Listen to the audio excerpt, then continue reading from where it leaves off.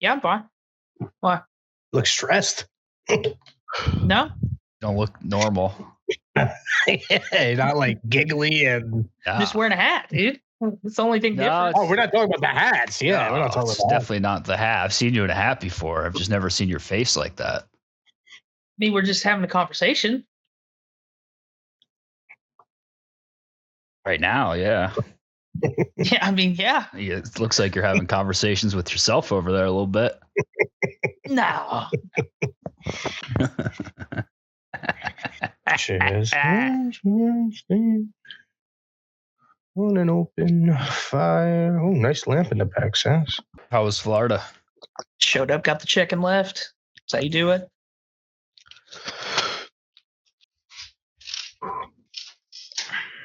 Is that how you do it? What, how I do it? Yeah, is that how you do it? At my job? Yeah, pretty much. Talk about this job. He doesn't get a check from this job. Yeah, I mean, what are we talking about here? I don't get a check from this job. There's no check involved. And there's no show up and leave either. It's pretty much have your phone on 24/7 or you're fucking done. That's pretty much how it rocks.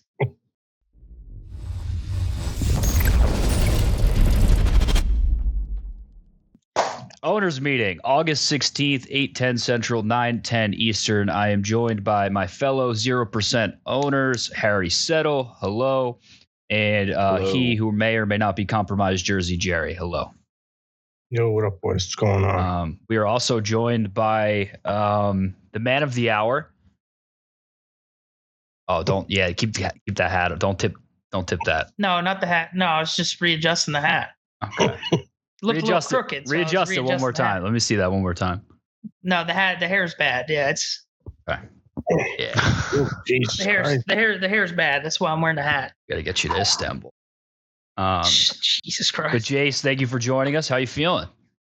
Feel good. Good day. Just finished dinner. All set. What you have? Pork chops. Ooh, mate, you made them yourself? Yeah. Oven, grill, what you do? Just pan seared them. Fancy and nice. That sounds good. I love a good pork chop. Pork chops are great. Great pork chop. Jerry, I wanted to kick it back to you because I saw you over the weekend and you were just in a bad place. It was Jerry bad moods. Oh yeah, I mean, it's just constant stress. I redid the whole backyard, I think year and a half, 2 years ago. And like, there's shit growing through the landscaping. We did like whole patio, whole putting green, just stuff's just growing through. It's like turning green. We need power washing back. We need power washing everywhere that the landscapers touched. I'm not sure if they removed what was underneath, killed what was underneath, or just let it rock. That's one thing. All the bacon pans are just turning to shit. Just stressed out about just the cookware in the house. I mean, people are gonna be like, "Oh, this is a crazy." I mean, it's just another cost. Like it's another cost. Every day is another. It's another one, another bill, another. I'll be honest. I think owning a home is overrated for sure. Oh, definitely. I really do. You got specific pans just for bacon? Yeah, is that just what you said? Like muffins, like cookies and shit like that. Muffins, cookies, and bacon. I don't do much of it, but yeah, it just. Oh, like you're saying baking. Baking. I thought you meant bacon. No, like the food. No. Okay, now I'm understanding. Now I get that. It's like I woke up like yesterday and I just went to like reheat one of the leftovers that we had from the night before on the pan in the oven, and I'm like, this pan's like fully rusted. So I was like, I looked underneath. I grab another pan. I'm like, this pan's black. It used to be gold. What happened? I'm pretty sure that's just what happens with those pans. That's like wear and tear, yeah. Yeah, the bacon pans. But now you got to hit a refresh on the baking pans. Yeah, refresh on the bacon pans, and then obviously the backyard. You need a full power wash. And then my garage is making like a squeaky. I hit it with WD-40, and just the squeak's not going away. I don't know what's going on. I got to call the garage people to come by and check. Spider webs all over the place, all over the outside of the house. Gutters are filled with leaves from the neighbor who I asked politely 6 times to just be like, hey, I'll pay for it. Can we trim that? Can we trim this tree that's over my house? Because I just don't want, every time it rains, it like, you know what I mean? I'm not getting a full drain because of the leaves. I need to clean out the leaves nonstop. And he's just like, yeah, we're going to do it. We're going to do it. And it's not getting done. Well, nice neighbor. I won't say anything bad about the neighbor, but it's just another thing that I got to get the gutter people. You know what I mean? It's just Yeah. Owning a home is just, dude, it's just so much stress and it's just overrated, bro. Well, I feel like the way you own a home is like you walk around, you find something wrong, and it's just like a rack here, a rack there, a fucking 5 racks there. Wifey wants her nails. Oh, yeah, because you know those bacon pans are cost. You're probably dropping $10K each on one of those pans. You're getting them imported. Oh yeah. Yeah, it's just like nonstop. I'm just stressing about just home shit and whatnot. But he's not wrong though. You see the window unit I have here. My air's been out for 2 weeks. My air conditioning has been out. So I have 2 window units, and then everywhere else it's 95 in my house. So I forgot Jace has a house too. Yeah, Jace owns a home. It's tough. I'm running off window units. Been doing it for like 3 weeks now. I like a window good window unit. Unit. Great. Yeah, I like a good window pain unit. in the ass if you already have central AC. It's great until it's great when I like the bedroom one that I put in. I'm going to keep that one because it feels a lot colder at night. Yeah, but it's I walk out of this room and it's like a heat wave hits me in the face, and I'm like, okay, I forgot what it's like to have. That's why you just got to have one room. You just get one unit and you're chilling. Yeah, exactly. The whole place is getting cooled down. You're playing chess. We're playing checkers over here, Mook. Yeah, I ain't worried about baking pans and fucking spider webs, brother. I keep the shit efficient. Yeah, when I lived at my old apartment, I got one of those. I only had one window, like similar to what Mook has. Like I only had one window where I could put a. I got 3. I got 3. Let's not. Yeah, but I only had one where I could put a window unit. And I was like, all right, well, I want one that's going to like cool down the whole apartment, you know? So I spent like $500-$600 on like an AC. Yeah. And it arrived and it was meant to cool down like a high school gym. Like it was like 20,000 BTU. It was the biggest piece of technology I've ever seen. I to install it, you have to install the case first. Oh, and then you got like the bulk of the air conditioner, all like metal shards sticking out, and you're supposed to slide it into the case. And I got the case in the window, and then I just returned the whole thing. That's a pain in the ass. Probably a good play. Yeah. But that reminds me when I was little, I used to hate this time of year. I was living with my mom and sister at the time, but like. Once the weather broke and it was like, oh, it's starting to get hot, my mom would be like, Gerard, the air conditioners. And I'd have to load up all 6 air conditioners. Oh, yeah. From the basement, put them in all the bedrooms, the living room, the kitchen. It was just a nightmare, bro. Yeah, I used to have to do that too. It's fucking awful. Oh, yeah. It's just brutal that time of year, just putting them in. Yeah, I just knew you were going through something, Jared, because I think I saw you and I was like, hey, like, can you do this video real quick? And you were like, nah, no shot. Bush is dead. I'm good. We were like, it's over. Yeah, it's over. Yeah, it's one of those days. Yeah, it's one of the, you call me on a bad day. But it's good to be here. We do have another thing on your list too, Jared. I mean, numbers is just running wild.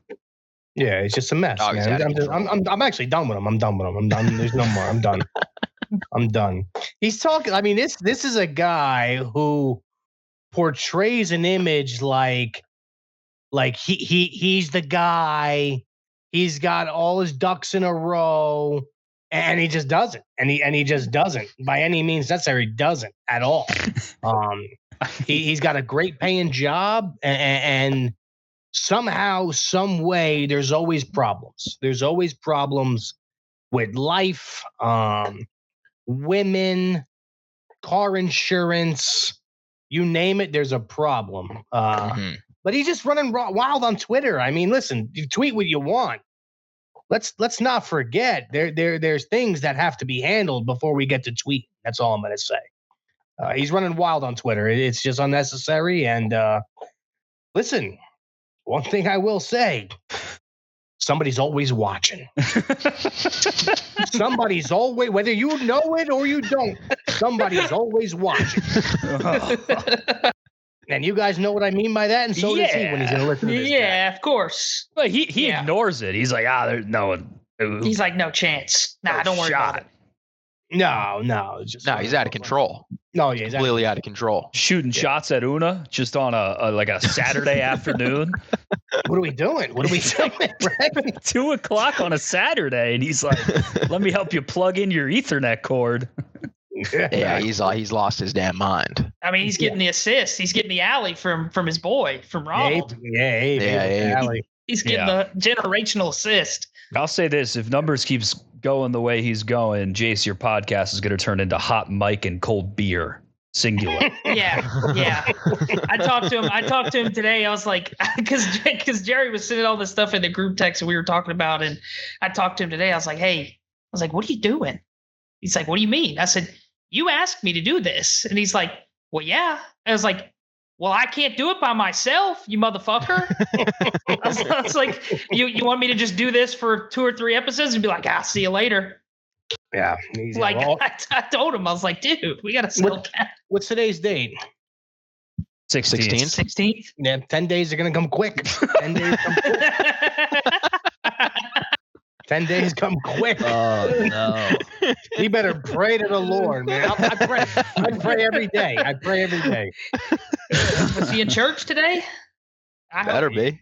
He probably bursts into flames the second he walks in. Oh, yeah. You don't believe in God. He's an atheist. You didn't know that? He's not allowed through those doors. No, he's not. Yeah, he just put in there. Hates God, hates children.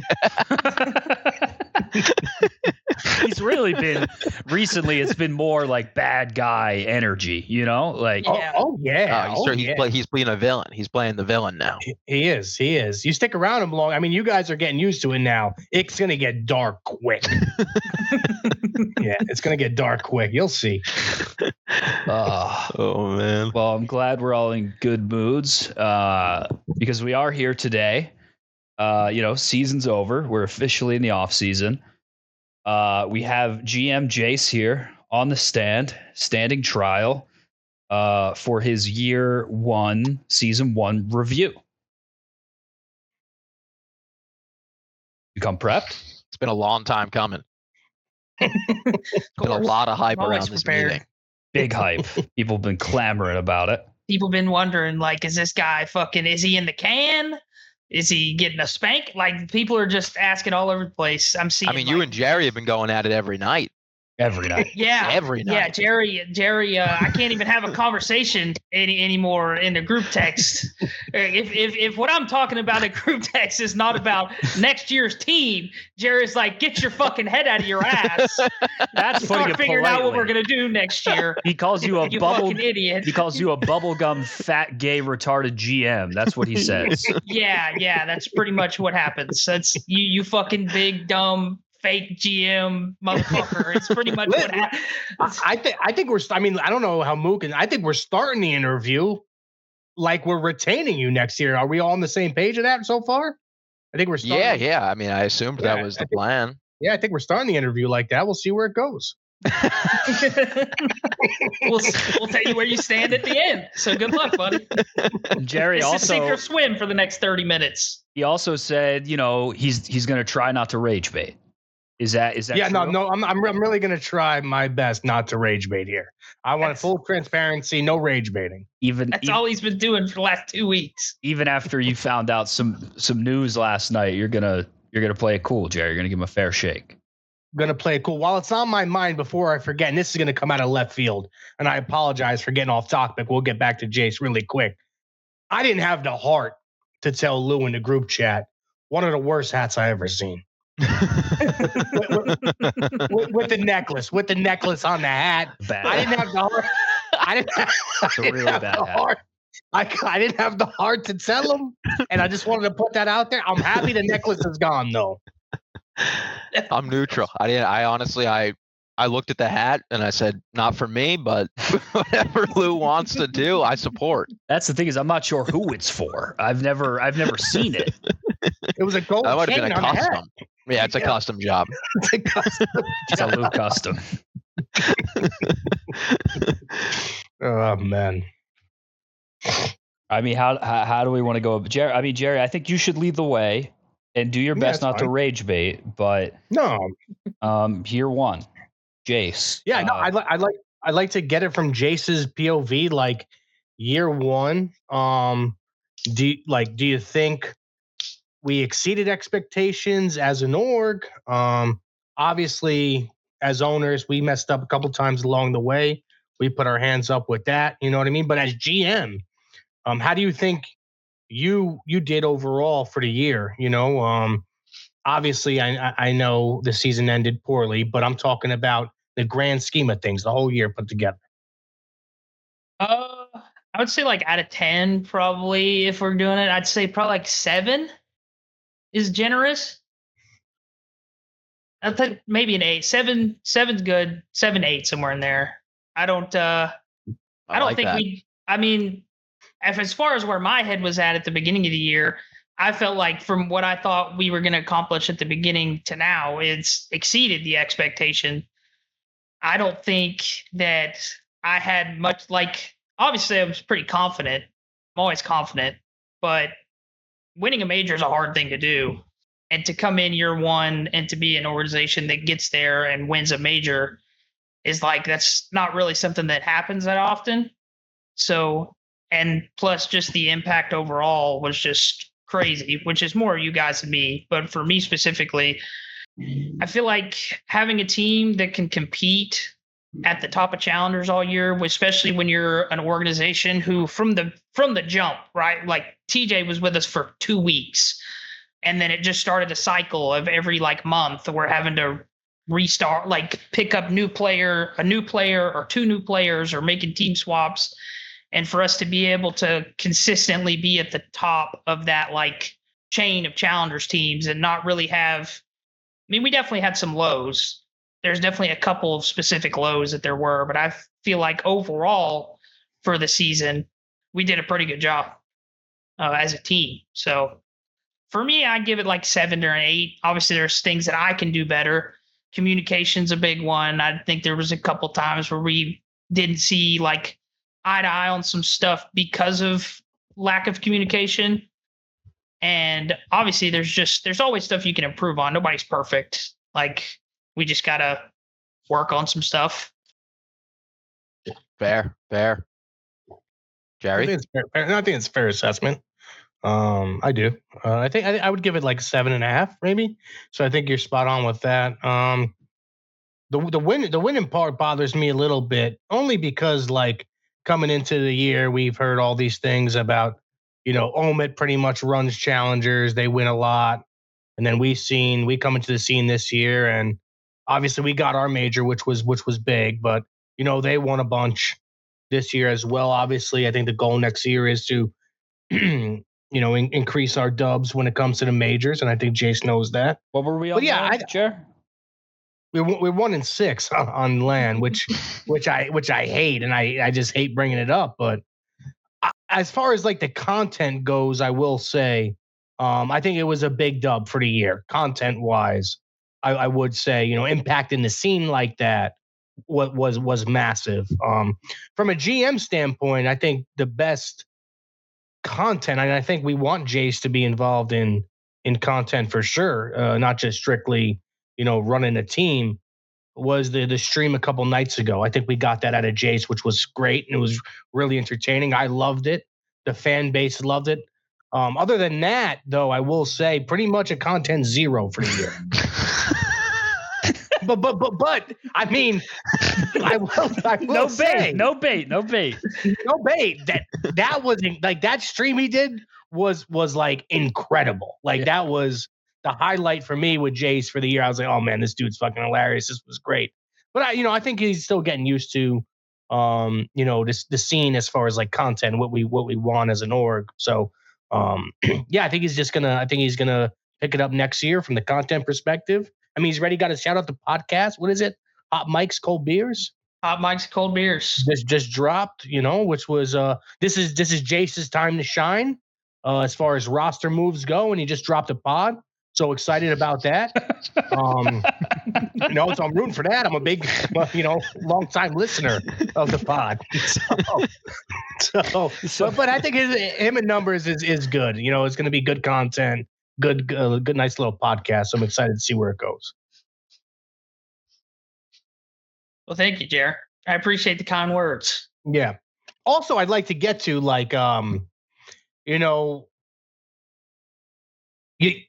how do I say this? So there's a disconnect somewhere between the players and you when you say you built the rosters and built the teams, but the players say otherwise. Can you just shine a little light on that? I mean, I brought the team in at the beginning of the year, and then I kind of moved along with Byron to make those decisions, because at the end of the day, I'm not the one that's playing every day, and not the one that, obviously, as a player as good as Byron, that I kind of trust to make those decisions. Yeah. At the end of the day, I don't think that there's a very fine line you have to walk in forcing someone to play with someone they don't want to play, because if you put the four players together that you want to put together, and some of them don't like each other, don't get along, then at the end of the day, it's just going to end badly anyway. You kind of see that at the end of the year this year. Yeah. We wanted to, they wanted to make the change. We kind of stuck by it. Was no, we're not changing anything. And then they go to champs, and they play like dog shit at champs. And they played, I think they kind of thought that Major Four was a loss, and they should have won that tournament. That was the biggest one for me. You still got third, but it's that turnaround from champ, Major Four, right after Major Four. It's Byron's telling me we want to make a change. Okay, I kind of agree. Something's got to change if it's going to be like this, and the vibes are this bad. But we couldn't agree on who we were going to change out for who, and what we wanted to do. So we just stuck with the team. We stuck with it, and they played like shit. I don't think they wanted to play together as much as they may have said they did when we were at the tournament. But that's just an example. I don't think you can really force players to play together. I think there are certain instances where you can it's a hard line to walk. It is. As much as I can give my input and tell them this is who I think you should plug into this. Most of the times they're going to agree. Sometimes they're going to have other opinions, and we talk about those opinions. And if I think that, maybe it's not the first choice that I had, and I still think that player's good, we can roll with that. I think next year would be a little bit different of a story. I would definitely be a little more proactive and kind of making sure that my opinion is there, and the final say may not be down to the team next year, kind of like I was leaving it up to this year. I like that. Yeah, I'd like to give you full control of the roster next year, to be honest. I mean, there's not a lot of people that I would have operated last year with that I did like Byron, because I trust Byron as a player. I trust his opinion, and he knows how to win, and he's been in the pro league before. He knows what works, knows what doesn't. But Byron gets a little emo sometimes. He makes some decisions that he'll come back to me the next day and be like, okay, that was stupid. Or, okay, I don't think we should do this. Heat of the moment type of stuff. So, but I think next year. Here's a question from, we took field questions from people on Twitter, people in Discord. This is from Pat from Philly. He wanted to touch on the balance between, letting the players pick and letting you decide. How come, this is from Pat from Philly, how come Awakening was on the roster for Split 2 over Cammy? This is a good question. That's a great question. Thank you for picking that. Shout out Pat. Yes. Shout out Pat from Philly. Well, me and Byron talked to Cammy, and Cammy told me and Byron at the time that he was not going to compete. He wasn't going to play. The roster's locked the next day at noon or like 2:00, something like that. And this conversation's happening at like 11 p.m. So me and Byron obviously decided that we thought the best option was Cam. We talked to Cam. He wasn't going to play. So we talked to Wake. Wake was down. We got Awakening on the team. That was that. Not until about a week or two after, I hear that me and Mook talked about it in a Discord, and he's like, "Hey, we think you dropped the ball with this." And I was like, "Drop the ball with what?" He's like, "Not getting Cammy on the team." And I was like, "Well, Cammy told us he wasn't going to play." He's like, "Well, he told me and Jerry different." And I was like, when did you talk to him? Like the day of the roster lock. And I was like, "You never told me that happened." So, but then me and Jerry found out. Jerry, do you remember this? We found out Awakening was on our team at 2 a.m. Yeah. We just I forget how we found out, but somebody told us. You texted Lou. You were texting Lou. Yeah, Lou. That's right. He was like, "Oh well, Joe's already on the squad. He's on the face pit." Right. And I think this was the biggest argument that you had for this whole thing is like your argument is, well, Byron already added him to the team. It's a fucking 2-click thing to get him off the roster. So I think my opinion has always been that I think if me or Byron, either one of us would have known that the conversation happened the next day and that he wanted to play, we would have dropped him right there. Cammy would have been 2-clicked onto the roster, and that would have been that. I don't think, and it's the same thing for us. We had no idea Wake was on the team. We would have even taken the meeting with Cammy. Yeah. I mean, I woke up. I guess the bigger question would be, Cammy should. I do think Awakening's a great player. I think Cammy's a better player. Yeah, I mean, I think for what it was like the obvious first option was Cammy. We talked to him, didn't want to play, so we got Wake. Wake, not a bad player. I mean, we still won Season 2 Elite. Yeah, but obviously they go to LAN, they crap out at LAN, they place top 8. They had the worst one of the year. I think that comes back to the communication part of it, where it was like, sure, I could have sent a text at 1 a.m. saying, "Hey, this is what happened." I just went to sleep, woke up the next day, went about the business. Could have sent the text. I think if either side of us would have known, like, "Hey, this is where Cammy's at now," it would have been an instant, like, Cammy's on the team. Yeah. So I just think that was just one of the big communication things. All right. Thank you, Pat from Philly. The comms just got to be better overall between like us, you to the players, us to the players, just as a whole next year.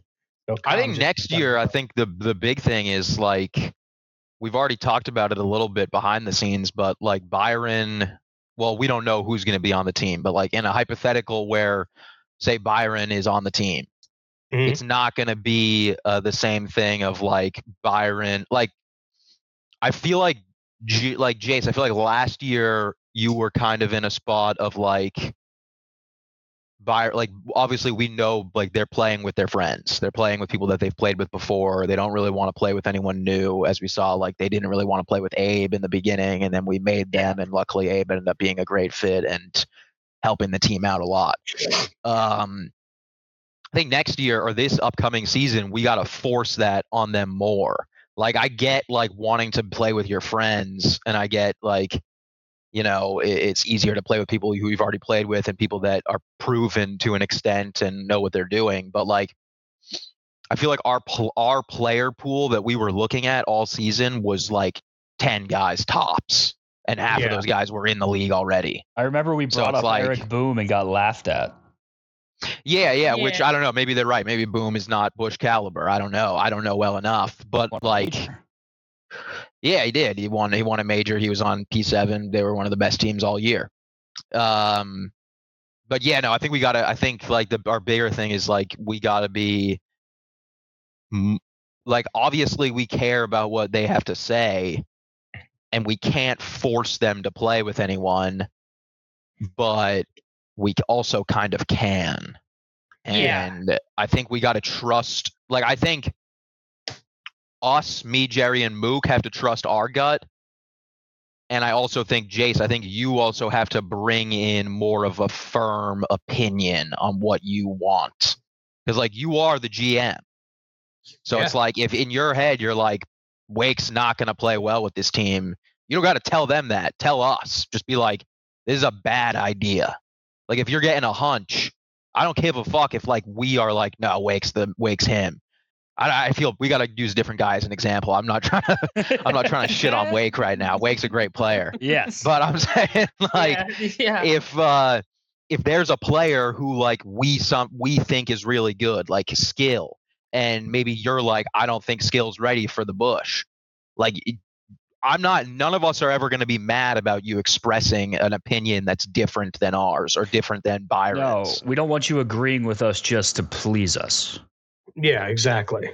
Like a perfect example, I would say, is like if we're talking about skill now, Aluka. Like we pretty much beat Aluka all year, right? Whenever we played his squad, we pretty much beat him all year long. And like there was that point where like we were trying to somewhat, I guess, kind of get Aluka. I guess in a way, yeah, we kind of were earlier in the year. Obviously it didn't happen. And then like we're hearing, through the grapevine, like, oh, Luka's not that good. Luka's not that good. And then it seemed like, at least to me, like he gets to the CDO and he like looks pretty damn good, Yeah. I guess it was like kind of like a perfect fit for him maybe on that roster he was on, but he looked really fucking good. So like, obviously, at least personally for me, like, there are some guys that are on my radar that I think like just the eye test, like, oh man, this guy's kind of cracked. This guy's pretty good, and I think we just all, Sass is right. Like we kind of got to trust that. And then Jace, you tell us like, hey, no, he's a bad fit and like trust your gut as well. When it comes to the decision for the roster for MW4, obviously I think I'm going to go back to what I said last owners meeting. We get how it works now, right? Like all of us kind of understand the process of the season. I think we can afford to take some risks early, Yeah. Early in the season, it's better to take risks for sure. Yeah, exactly. So I think we have some freedom to do that. Obviously we want to win, but like I'm down to take some risks early on in the year, Yeah. I also think like just what I was just saying, like, just tell us. Because like like if I was in your shoes and I was talking to Byron and he was like, Boom's terrible, I would be like, yeah, you're right, Boom fucking sucks. Like I would just agree with whatever Byron is saying. Yeah, which is why like I think us four need to be more on the same page and have discussions about roster moves and players individually outside of with just the team involved as well, because they're always gonna like make up their mind and not want to agree with us. Yeah, if it were up to Byron, we would have dropped. Or if it were up to like the team after Major 2, Abe would have been gone and we would have been playing with like Diamond Con. And it's like, Abe is like a star, number one, personality. Number two, he's clearly great at the game. So I think, like you said, we've learned as well. So now we can just be more upfront with each other. Yeah. I mean, I think I just have to I have to do a better job of being the middleman, I guess. Instead of you've got to be a GM. You got to be a trying to play, I guess, both. Because you're right. Like when I talk to Byron, like obviously I'm going to tell him, at the time, be like, yeah, that guy sucks. But in the back of my head, it's like, not really. Like I'm not trying to get Byron just chirping in my ear and fucking hearing all that bullshit at the moment. So I'm just like, you could say this guy's bad, but like when he beats you here and then you're like, oh, he sucks. I'm like, obviously not.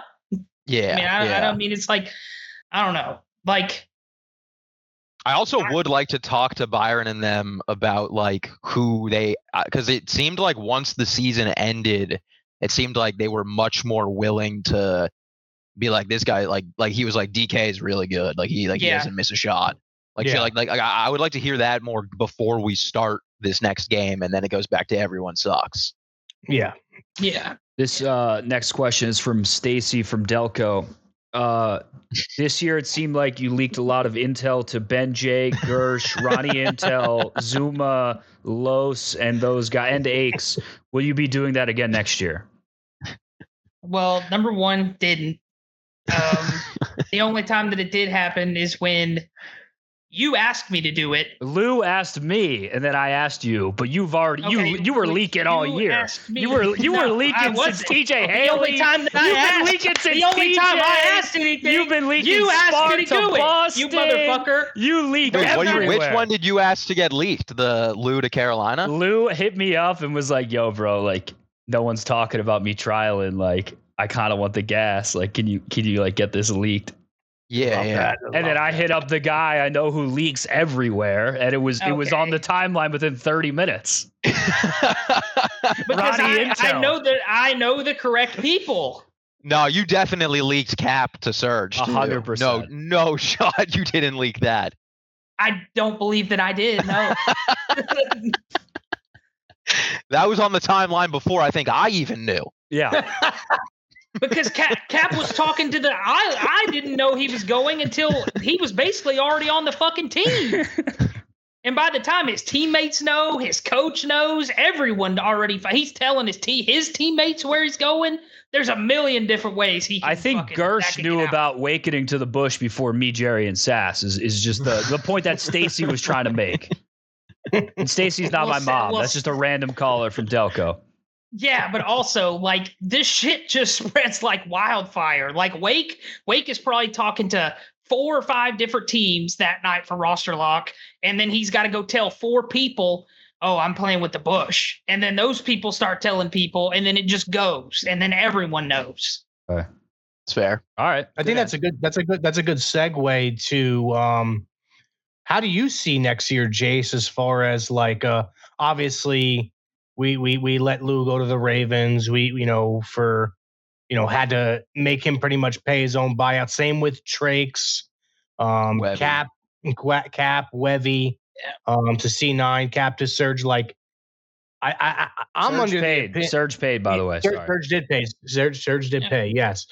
Like I don't know. As for, like the way I see it and the way I feel for next year is, I think we just stand on business a little bit more. You know what I mean? Not like, I mean, I guess if you call it that, holding a player, if we really want him to stay, and not go to a shit org, which I don't know how the org's going to be next year. If, I'm hearing Surge is going to be spending money next year.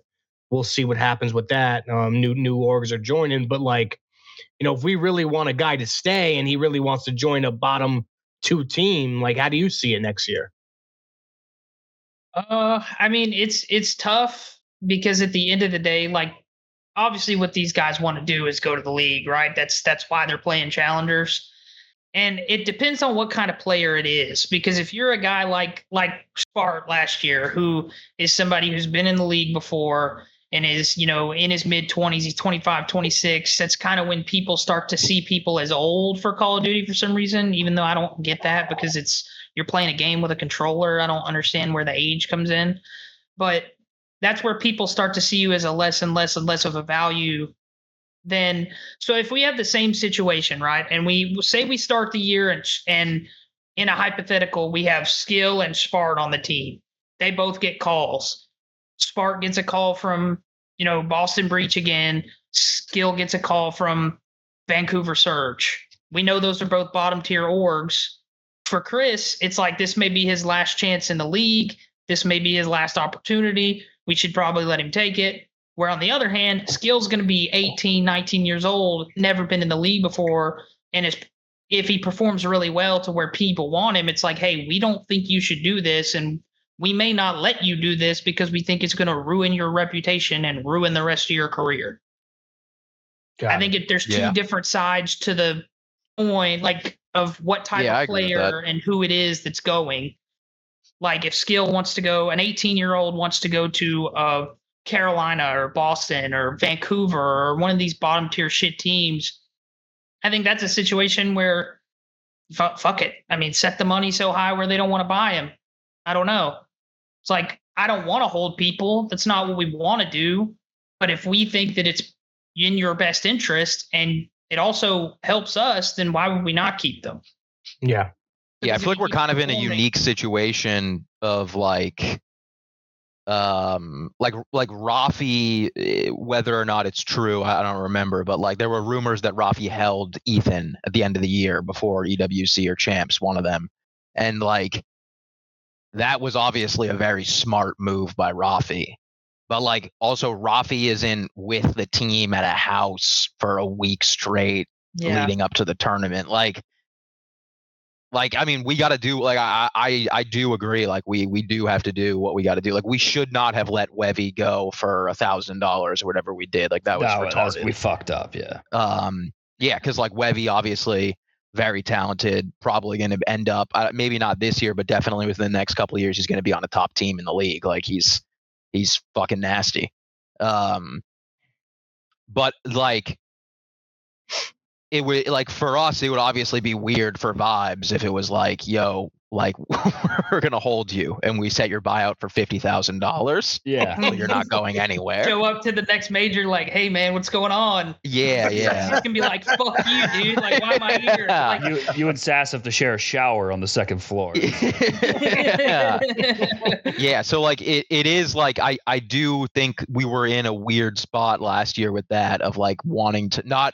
Like even when we were coming into the league, we were very worried about like pissing people off, you know? Oh, we were like scared of the players. Like we didn't want to like. Yeah. So I think we were like, yeah, no, like we won't do any buyouts, stuff like that. Which I do agree with what Jace said. Like, you know, obviously if like Byron were to get a call, like we're not going to hold. Like it would suck, but like we probably would not hold Byron. But like, you know, a younger player.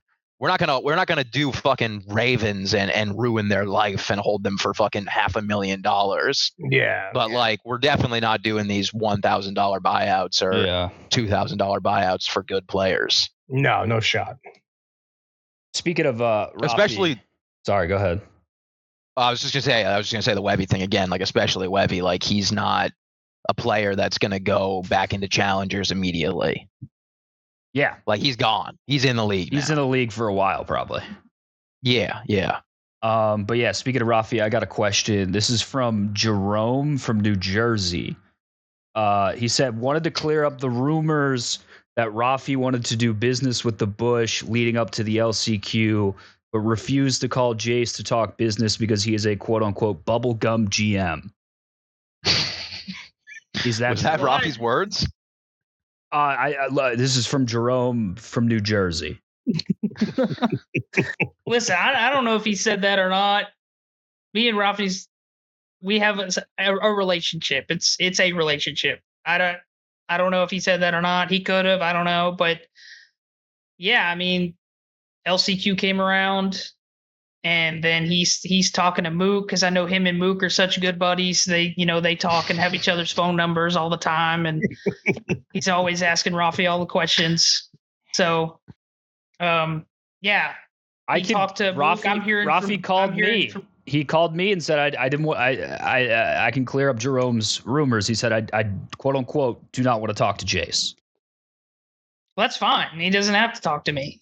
I don't ask to talk to him about anything. I mean, well, next year you got to let him know. You're going to say, you got to talk to me. You go through me. Yeah, you go through me. It goes through me.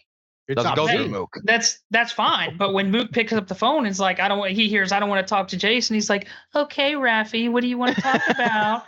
Like, what do you want me to do? Me and Rafi talk business, brother. It's not, I don't want to look, I love Rafi too. I don't want to be talking roster moves with Rafi. Like that's not what I do. Tell him to hang up and call me. I did. He said he didn't want to. Well, said the same thing to Byron. Then tell him to call me. Look, I got my own shit to do. I don't want to be talking about Omit roster. You know what I mean? I need you to plant your fucking flag. Well, it's not like he called you. He didn't call me. So if he says low roster, they say, hey, talk to Jace. Hang up the phone. And then he has to call me. He can't talk to anyone else. I can't control if you take the phone call or not.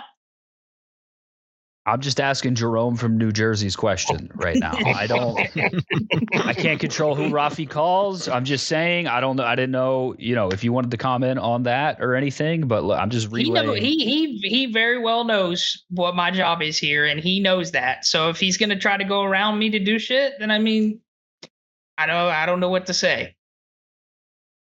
If he wants to call me, then call me, because that's what I do here.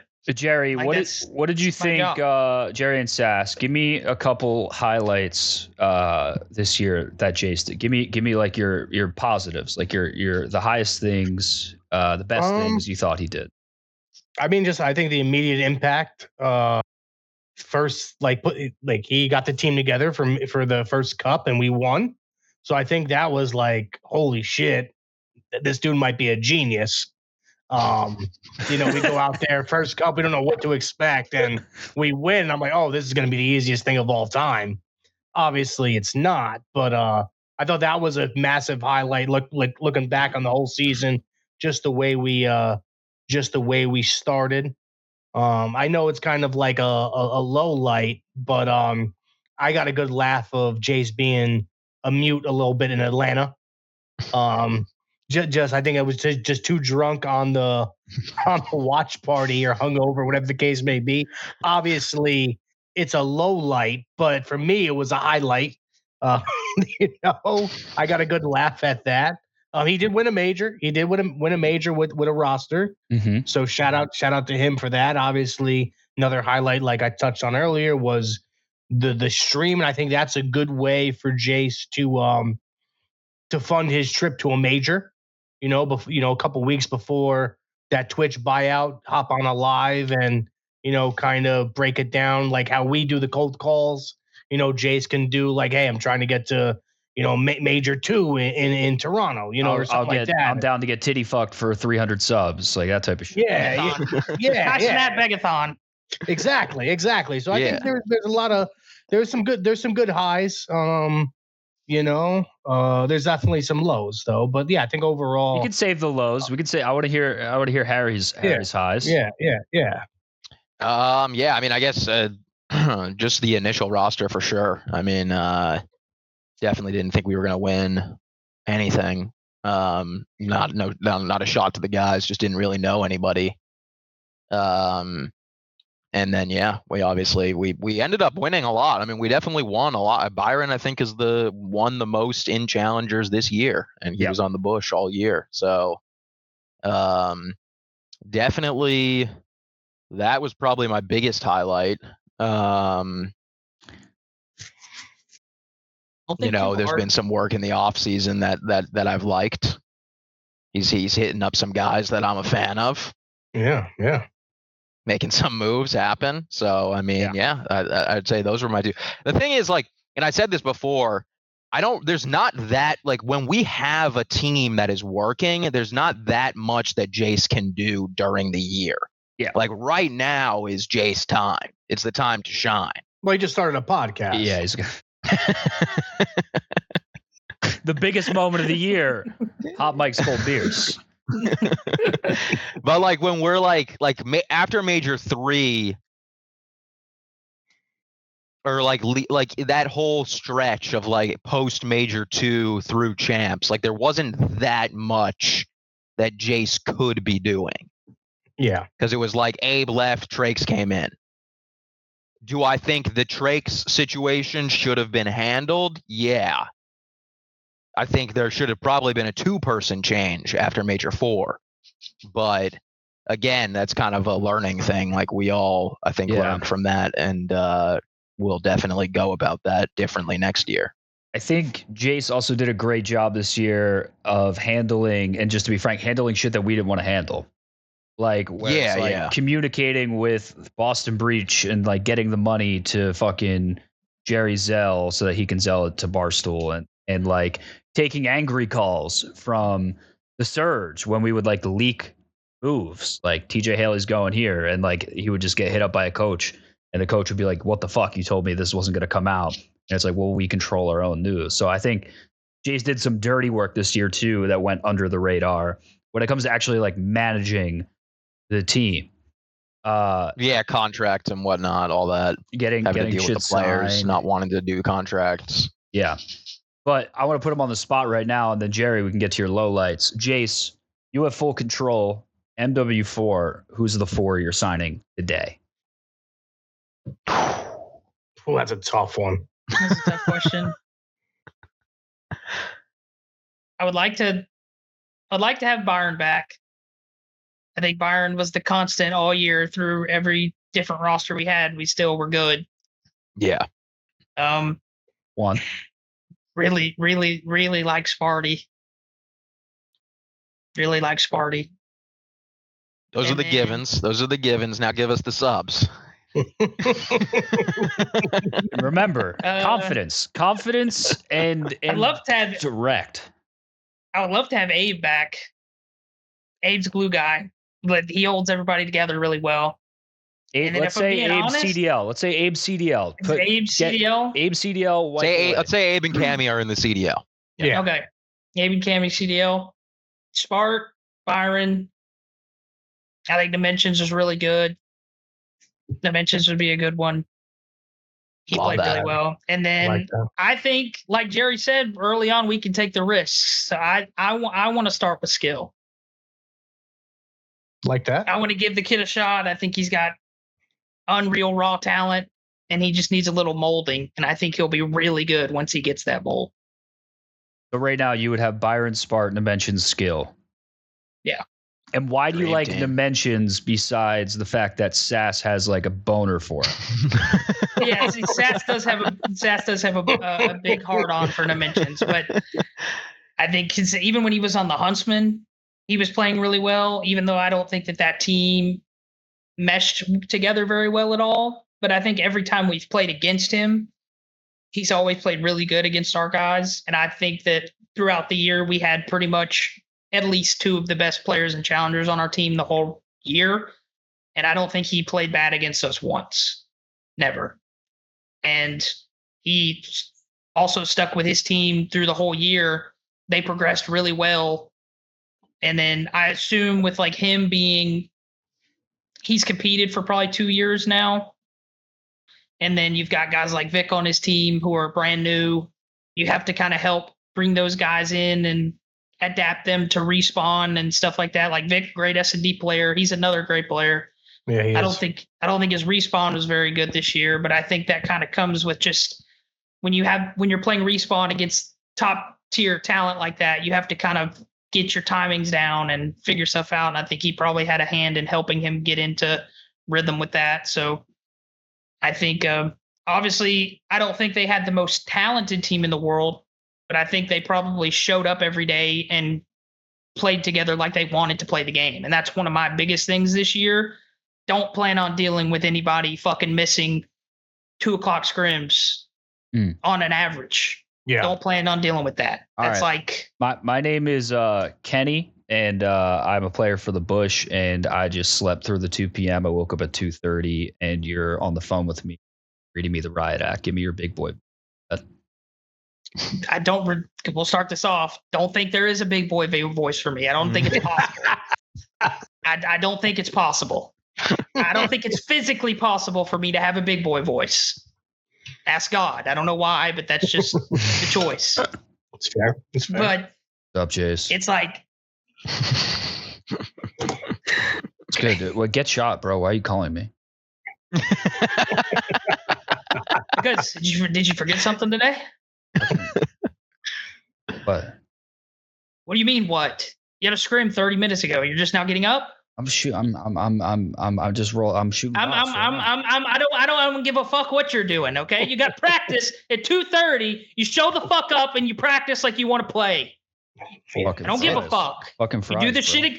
Yeah, it's gonna be fries if you don't show up again tomorrow. You get one chance. You get one chance, motherfucker. And then tomorrow you do it again. You're done. Out. I'm finding somebody else. Love that. Fucking Jace. Love it. There we go. All right. Good job. Big boy. No, I do like that. I really think we got a 1 strike policy this year. Yeah, 100%. And honestly, it might not even be if you fully miss a scrim, you might just be done. You're done. Yeah. That was the biggest problem. I feel like that was the biggest thing this year. Is just like even going into the LCQ, and obviously it was short notice, but like, guys not being able to scrim because they're getting a haircut, or guys not being able to scrim because they're picking their girl up at the airport. Like, what are we talking about here? Yeah. Two apps for that. You got Uber, you got Lyft. Fucking pick one. I think that's a big thing. I think practice is like really, really, and like I think oh my god, Rupert from Torn like touched on it a little bit too, like going out and getting those guys and just building together and showing up every day at the same time and like building like a little family network. I think towards the end of the year it showed what that does to a team. So I'd like to get obviously we're pretty tight with all the players that we've had this year for the most part. I'd like to just get the chemistry on point where every day we know what we're doing. We're scrimming 2 sets a day and then a S&D scrim, afterwards. I think it seems to me like that, like just how I'm seeing things right now. The guys we're talking to, all the guys, they're hungry, man. Oh, they're hungry. Yeah. They're hungry. I mean, I think that's easily the biggest, like it's the standout difference. Like when we had Abe on the team, Abe motivated everybody because he's young and hungry. Like Byron literally said that Abe changed his life. Yeah. Like he was like, I wake up and like jog now. Yeah. Like because of Abe. Yeah. Like you need a guy like that. Like, and I think young guys like Dimensions and Skill, like they're going to have that drive. They want to win. And I know Byron wants to win, and I know Spart wants to win. Yeah. It's a weird thing, dude. Because I think our team all year, that's the only thing that held us back at any point, and with any team, is like because on paper you have the talent, but if you have guys that have more talent than anyone that aren't going to try, those guys with a little less talent are going to be a little more prepared when it comes to those big moments and those big games. Oh yeah, and the skill gaps in these games aren't big enough anymore for you to just be able to dominate off of raw talent outside of like maybe Major 1. Yeah. The first split. Not at all. JJ, I know this is going well. You said no rage bait. Do you want to touch on your lowlights? I know you've been getting a lot of DMs. A lot of people are gunning for Jace's job. I think as of right now, Jace is safe. Yeah. But I know you have some feedback or criticism, or I don't know what you have in store, to be honest. Yeah, no, it's just I'm getting some DMs and I'm saying to myself, like, why am I getting these DMs, right? Like, we should be in a spot where I don't have to open the Twitter app, go to my DMs and see 6, 7, 8 people messaging me like, hey, trust me, I could do a better job than Jace. 1 for 6 on LAN. Guys don't respect him on the team. Players don't respect him. I just don't want to see that. I want my GM. Like, there should be no questions about the GM spot. So that I'm just struggling a little bit. Also, I will say this. I think we've had to push him a little bit this offseason to be like, hey, let's start getting the ball rolling here. This game's going to come around pretty quick. The beta's dropping in the next week or two. Like, let's go. Let's like that should. I will say, great spreadsheet. I love the spreadsheet. Really nice spreadsheet. But I think we got to get to the point where, it's just going to go. It's just going to happen. We don't got to ask for anything. You know what I mean? And I don't want to get those DMs. Listen, I don't want to read those DMs from Neslo and the other guy. What's his name? Tyler. What's his name? Taylor Keating. Yeah. I don't want to get those DMs from those guys, man. I want to look at my phone and be like, yo, Jace is on top of his shit. I hear he's talking to some players here for MW4. He's putting together a god roster for MW4.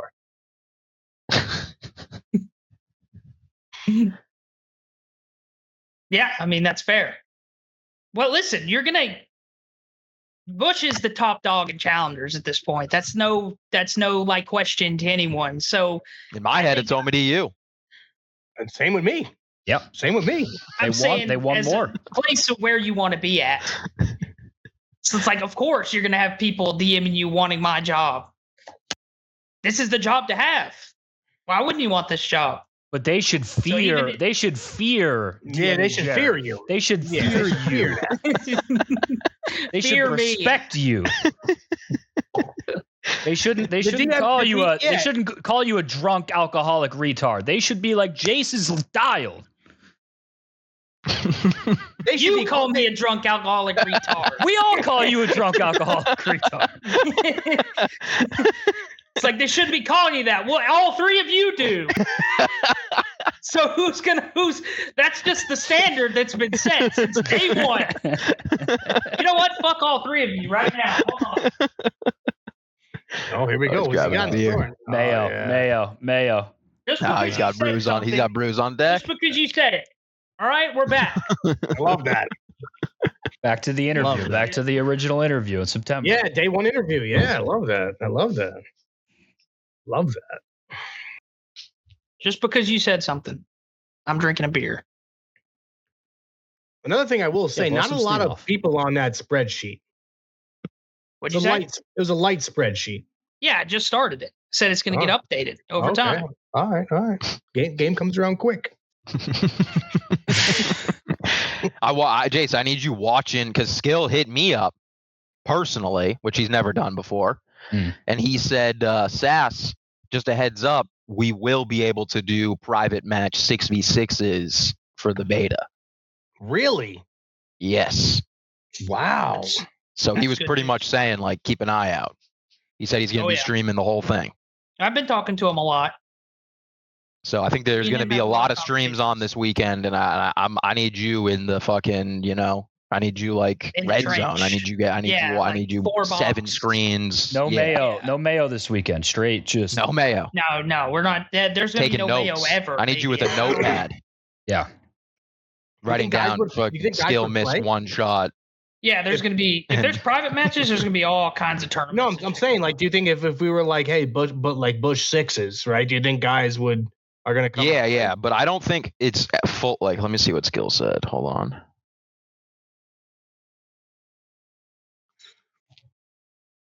Oh man, because I don't think it's like I don't think you're going to be able to do 8s. He said you usually can play against others in 6v6 in the beta. That's what we did in BO7 beta to play 12s. Yeah, so it may not be 4v4. It'll probably be just And he said him and Wevy played with Neptune and other pros to start last year, and it was fun. He said. So it sounds like there's going to be some 12s going down this weekend. Love that. Love that. Some 12s.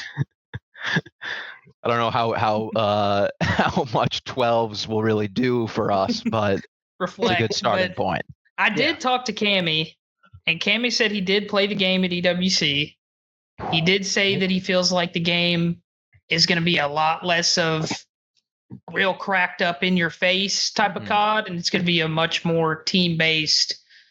Like your team's going to have to work together a lot more. There's not going to be. I am interested to see who's going to suck this year. Yeah. It's going to be different. That's for sure. It's not going to be a wall bounce. Like there's not going to be fucking all this cracked ass movement. Like it seems like it's going to be a little slower paced of a game. So. Sounds like I saw that would benefit 1.2 Lou. That's what I was thinking. I think it would benefit Lou. It would benefit Wake. I don't even think Lou made the spreadsheet. Lou's gonna really? He's on there. He's on there. No, he is on there. I didn't see his name. Yes, he is. I didn't see his name either. I'll read it to you. I'll read it to you right now. Yeah, you're typing it up right now. Save face. No, I put. So I'm looking at it right now. Stretched open again. Fear. Fear. Pros. Talented player. Cons. Would kill me if he wasn't on this list. That's what I put. Give me another write up. Give me your dimensions write up. Give me your skill write up. I have to bring it up. Oh, so you're looking at a fake list right now. Fear's not on the list. No, I just know off the top of my head not that's on what the I put. list. That's a fake list. My dimensions, pros, has takeover potential, thrives in the correct system. Cons, can be a little inconsistent at points. Skill, pros, lots of raw potential, willing to learn, great work ethic. Cons, needs molding, may take time to develop. Okay. Fair assessments. I don't think we should read some of these cons out loud. Some of the guys are gonna get. Hey, you can read it. That's honest. We gotta leak it. It's as honest. It's honest takes. No. We don't. This is behind the scenes stuff. This is stuff Yeah. It's for the four of us. Ronnie Intel's got the list already. He's got the list. It'll come out. Fucking should I ask the question, Jerry? I have one more question from the audience. It's a bit baity. Yeah. It's a bit baity. No, ask it. Whatever's on the paper. Oh, we got to ask. It's a question for you, Jerry. Oh, me. Oh, wow. Yeah, okay. Yeah, go ahead. This is from Mikey from Chicago. He said, "Does Jace's recent sexual history make you question his leadership ability?" Oh, not anything recent about it. Yeah, actually, nothing really recent about it. I mean, let's just state out the facts. I mean, I don't know how to say this, but I mean, it's been a year and a half since he was inside of a pussy. Yeah, you really figured out how to say it. Yeah, he figured out the delicate words. He was looking. I will say this though, I kind of want my GM not to be fucking. No, yeah, exactly. You don't want a GM that. Yeah, this is exactly what you're looking for. 1.5. That might be too recent for me, honestly. Exactly. Yeah. I kind of like. Listen. I think we. We don't have to talk body count numbers or anything like that. But I am with Sassy. I kind of like the fact that he's not really out here fucking all day every day. I don't. I'm sure you'll get some DMs. After it. No, listen. I mean, the more you win. I mean, think about if you were 4 for 6 on land. Let's just say this. Let's just say you were 4 for 6 on land. Could you imagine the amount of DMs you're going to be getting? You won't even be able. You have pussy thrown at you left and right. I think we should almost institute. We got to win 2 lands next year until he can fuck again. Like we gotta win 2 and then green light. Might not have a problem. So let's. I want to ask this though. The last encounter you've had out, like, was it a girlfriend or was it like a one night stand or how did that go? Girl that I'd known for a long. I knew her for a long time. We never dated or anything, but. Oh, okay, gotcha. All right. It was like we were taking her on dates, or we just kind of like you both were drunk, or we were hanging out. Yeah, nothing crazy, no label. I like that. Dog, you're a dog. See, like Jace and numbers are the total opposite. Yeah, I mean, I just go ahead, Jerry. Well, how so? What? No. I said like talking to you and talking to numbers is like the total opposite. Yeah, I mean that guy's just he's swimming in it. Yeah. I mean, he wakes up and it's just like a pussy's calling, I mean, you see what the guy looks like, dude. Is he's doing fucking all this fucking test and all this other shit. Mm-hmm. Like he's molding himself with drugs. He's drugging himself to fucking look like a Greek god. Thing about him, Jace, he's gonna be 45 and real lonely, man. Real lonely guy. I'm praying for the day. I pray every day. Crazy God. Thing to say. I said every day. Struck me. That struck me deep. It struck me, dude. I was like, damn. I hope he doesn't. Jerry's praying on his downfall pretty bad. I do. I've been trying to mold him for years, just to like take a step back, look at life, right? Look how beautiful life is, right? And I can't wait for the day he calls me at like 45, 48, and he's leaving a bar and he's pissed drunk. And he's like, JJ, those talks we used to have, you're right, man. You were right. I got nothing to come home to. Oh. And then that's when I'm going to celebrate.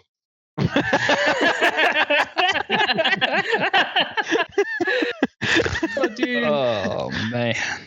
That's dark. That's real dark, Jared. It's gonna. He's got to hear it. He's got to hear it. He's got to hear it. Yeah, he's got to hear it.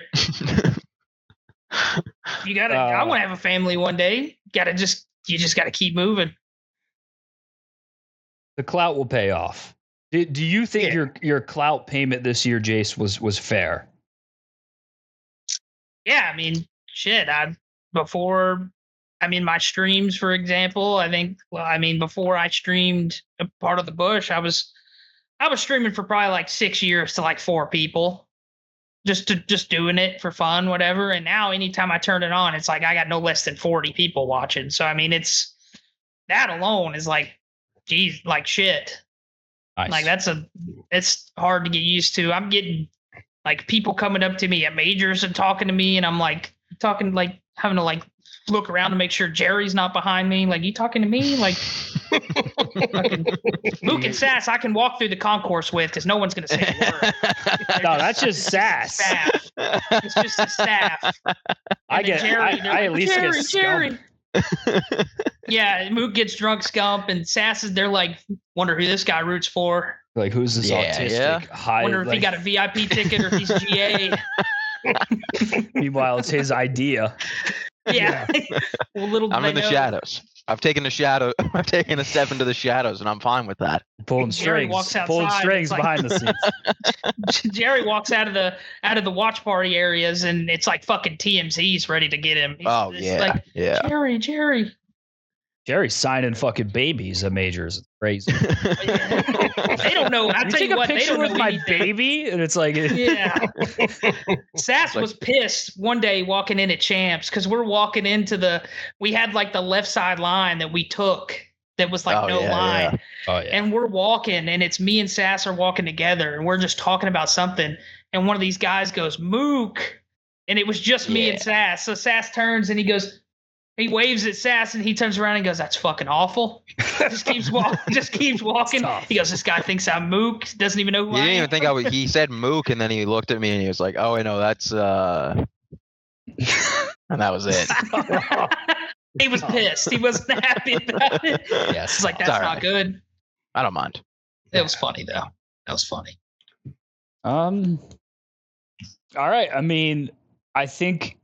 Overall, the review, I guess the feedback is Jace, be more assertive next year. I think you did a lot of good things. I think you did really great in content when it was natural. I think you've taken sometimes you get shit. It's kind of part of the deal, but it is what it is. We've all been there before in the in content where you just have to eat it. But it's fun. You take it well. But I think, year 2, I think it's safe to say you have a job. Jerry, I don't know about Jerry interviewing other candidates. Jerry, I'm out. You're out. Wow. I'm out. No Neslo from me. No Taylor or Tyler, whatever his name. I'm out. Okay. The stream he had was great. Brought me all the way back in. That's big. Congrats, Jace. Well, that's good to know. It's glad on to year 2. Yeah. You have any words? We'll see. We do not want to have to make a mid-season GM change. No. I'll tell you that. The last thing I want to do. No, can't have that. No. Hey, mid-season GM change, and then it's just back to the refinery with me. I'm just gonna be back in my normal schedule. So. Yeah, you were ready to give up. You were ready to give up COD. You were done with COD. Yeah, I was done for like 6 months or so. Yeah. Like I quit working at Omit and then was done, and then I saw that y'all were coming in, and I knew off the top of my head instantly, like, Barstool coming into Call, it's like, this is what Call of Duty needs at this point. Like, it's so dead to where even Rafi was talking about, like, I don't even know if we're going to be here next year. Like, I don't even know what's going to happen. Like, Optic wasn't involved. Zuma was really the only one kind of doing anything content-wise. It was dead, dude. And it just, like, I tried for years to stick around and hoping that it would come back, and I just was done. But then I saw Jerry tweet, and I was like, this is going to be something special. I didn't know it was going to be this big, but... Bro, I was texting, I texted you guys a little bit this weekend, but I was down in Tampa doing the Joke World Comedy Festival, and bro, I had so many people coming up to me asking me about the Bush. Like people, like I had a dude when I was leaving yesterday. I was leaving the venue. Like there was like one main venue with like a bunch of venues around it. I was leaving the main venue, and one of the staff came up to me and was like, "Are you guys keeping Byron?" I love that. And I was like, I hope. Oh, that rocks. That's awesome, dude. That is great. That is. Yeah, it was pretty surprising. It was a lot of people like, oh man, they're like people being like, I've been into. Some dude came up to me and was like, I've been watching competitive COD since 2011, and like I haven't seen challengers this big since Ghosts. Fuck yeah. So yeah, it was pretty cool. We have that owners meeting on Wednesday with the league. Oh, that's right. Oh yeah. Wow. Very And I got a meeting with sales tomorrow. Love that. Oh yeah. Love that. Do we know any info on when the majors are next year? Because the most important part to us getting more sales in 2027 is the actual dates. I will follow up. I will follow up with the guy that I know and see if he has any dates yet. I know he has a pretty good idea. I think 3 or 4 out of the majors next year are pretty much set on where they're going to be. Yeah. I don't know if the dates are set yet. We just need dates as soon as possible. Yeah. I'll follow back up with him tomorrow and see if he can give me anything on dates. Okay. And then also, if they'll be able to give it to us during that meeting we have, maybe, possibly. Yeah. Maybe they'll know. Yeah. Yeah. We also, if you're watching this right now, Bush Award forms are live. Oh hell yeah. So I think there's 20 plus categories. I'll read a couple off, but go fill that out. The link is in the description of the YouTube. Some of the categories are most likely to check the team out, play of the year, drug addict of the year, member you want to smoke with, best cryptic tweeter, best GM and challengers, caster of the year, biggest Barstool supporter of the year. There's a lot of good categories. So we're planning the initial date right now for that award show will be September 3rd. We will confirm that as we get closer, but that'll give us about 2 weeks to get, hopefully a couple hundred responses, ideally 1,000 if we could. I don't know. I think it'll be pretty cool to see who gets what award. Yeah, that'd be sick. That will be cool. Do you want us all to be there for that? Yeah, if you can. Okay. Black tie. Yeah, Black Tie Discord. I know you have work, but football season starts the week after, and then we pretty much lose Jerry a lot. So I'm just trying to get it done. I was going to say I was just going to say I work that like the day before and the day of, but if you can do it the Friday, like the 4th, then I can do that. But if not, then I'll just watch. Okay. We will confirm that. Sass, Jerry, Jace, anything else I'm missing? Black Ops Beta comes out Friday. We'll be streaming, watching, probably live on YouTube and Twitch Friday and Saturday. But anything else? Love that. Oh, nope. Bush Minecraft, Wednesday. Oh yeah, Bushcraft. Wednesday we're doing that? Wednesday night, if you guys can. Oh, fuck yeah. Fuck yeah, dude. I'm down. I'm pumped. Bushcraft. Yeah, I got to figure it out. I was looking at it. It said that realms you can only have 10 people in, but I think if we make a server, we can have however many people we want. I just don't know how to do that. The server's unlimited, but the realms are 10 people. But that's at a time. Do we think we're going to have 10 people on at a time when we play this? That's what I don't know. At least see it getting to that. Yeah, I think at one point probably. Maybe. But for the first if it's us four, it's going to be like I think a lot of the players want to do it. Maybe maybe we need to look into this actual server. Probably be a better idea. Yeah, we'll figure that out. Jerry, Sass, Jace, anything else? No, nope. Just pumped to these next couple of weeks. I'm going to try to pump out as much Bush content as I can, obviously, with the football coming up. But I'm just fucking pumped for this fucking new game to come out. I want to fucking play it, and I want to watch people play it. I'm pumped. Yeah, I was shitting on it pretty hard, but I am excited for a new COD. Yeah. I was playing MW3 against bots, and I was having a good time. Really? Ooh. Oh yeah. MW3 was fun. That game was great. Yeah, it's a good game. Yeah, I mean, excited for the beta. Excited to be back. Not going anywhere. No. So here for now, obviously. So till Jerry has a fit at some point, and then just like, you're done, motherfucker, and then we're good. I think we give you full control of the roster to start the year. Full control. Well, Jay's Cup 1 roster. Yeah. Good to go. We'll be good. Love it. Yeah, let's do it. Fuck it. Let's run it. All right. We'll be live Wednesday night, Twitch and YouTube for Bushcraft. We'll be probably a cut down will be out Thursday, then Friday Black Ops beta streams. One of us will probably be streaming all day. We'll promote that on socials. Thank you guys for watching. Back the Bush. Leave a comment, subscribe, like. Stay unshaved.